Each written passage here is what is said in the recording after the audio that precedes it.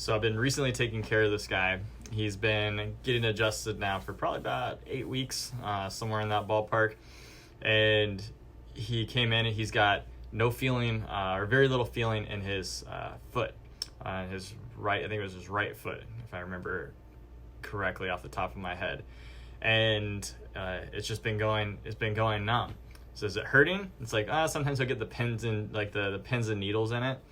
But for the most part, it was just, he just can't feel it. He can move it. He's got motor function, but he can't feel it. It's just completely numb, basically from the shin down to his foot on one side.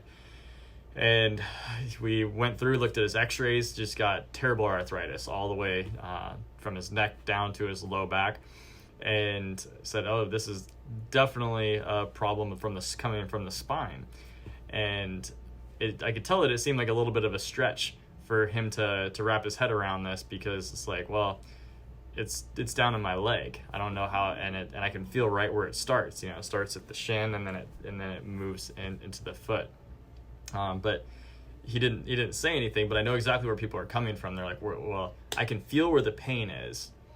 How the heck is this? You're saying that it's coming from the spine. That just makes no sense. So I kind of felt that, and so I described, if you ever have you see someone who's had a stroke, and they can be all curled up, their arm is like this, it's all spastic. It's like, have you ever seen anybody like that? Have you heard of that happening? So yeah, I've heard of that. And I said, is that a problem in that person's arm? I'm like, oh yeah, the arm's all bound up. I was like, but what caused it? Oh, well, the stroke caused it. Well, what caused the stroke? And what is a stroke? Well, I think it's like a blood clot in the brain, he asked. I said, yep. So there's different ways to have a stroke, but yeah, it's damage in the brain. And the damage in the brain, whatever that brain is controlling, is going to be affected. So that makes sense. So the brain on this side of the head is affecting, in this case, this person's arm, and it's causing it to be all spastic and bound up. So do you think it's going to be helpful for us to start, cranking and yanking on that arm? Or would it be more prudent, if it was possible, is to address the problem up in the brain? Which one do you think would bear more fruit? And all of a sudden the light bulb moment went off. He's like, okay. So for him, it's like, if the brain has to send messages all the way down to the foot, and we know if the spinal cord, if someone's in an accident, like an auto accident, and it gets severed, well, your person's gonna be paralyzed, right? You're gonna lose all function, feeling, movement, like sensation, everything in that, from wherever that spinal cord injury was and down. And also any organ systems that might be branching off from there are now going to become compromised, because there's not going to have any connection or communication to the rest of the body. And so it's going to start to suffer as far as performance goes.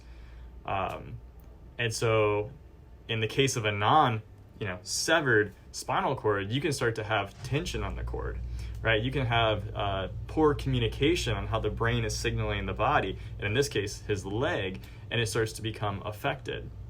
Now, it was cool, so he starts getting adjusted, and I could tell he had a little bit of, uncertainty on whether or not it was going to work, but he stuck it out. Week 1 goes by, hey, you noticing any changes? No changes. 2, 3, 4 weeks by. 4 weeks by, no changes, like zero noticeable change.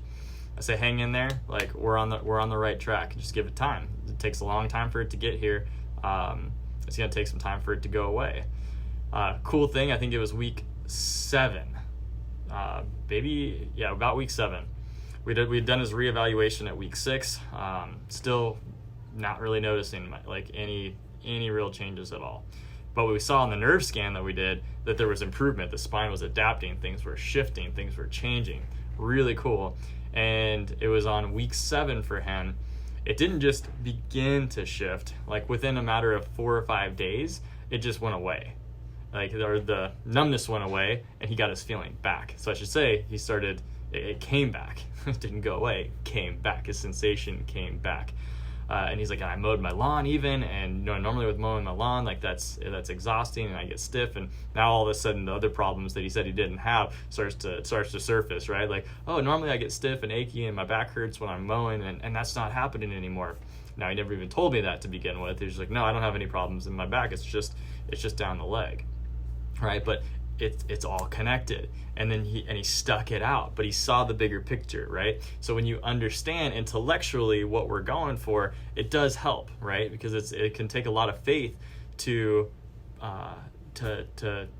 stick with something that you're not seeing an immediate result from, right? And to keep doing it, and for someone else to say like, hey, we're on the right path, we're doing this, let's do it. And then you're in your body and you're like, I'm not seeing the changes, but I don't know.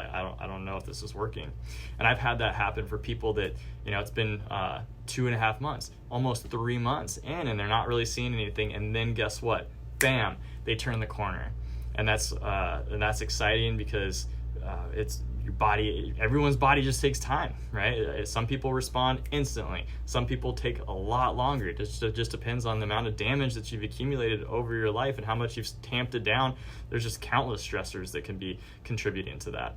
But I wanted to share that story with you today to share something exciting and kind of how the big picture works on what it is that we're doing, getting that life force energy flowing back into the tissues from the brain so that the body can start to work at its optimum.